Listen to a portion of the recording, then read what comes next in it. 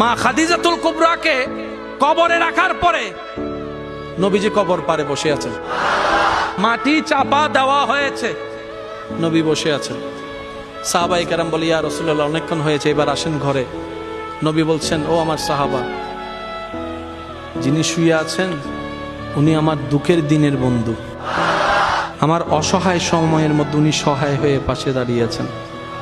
সবাই যখন আমার উপর আঘাত করছে, এই আঘাতের রক্তটা উনি মুছিয়ে দিয়েছেন, উনি আমার জন্য একটা শক্তি হয়ে দাঁড়িয়েছেন।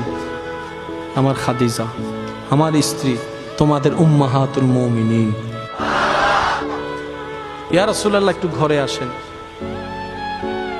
নবী বললেন, একটু পরেই ওনার কবরে ফেরেশতা আসবে প্রশ্ন করার জন্য।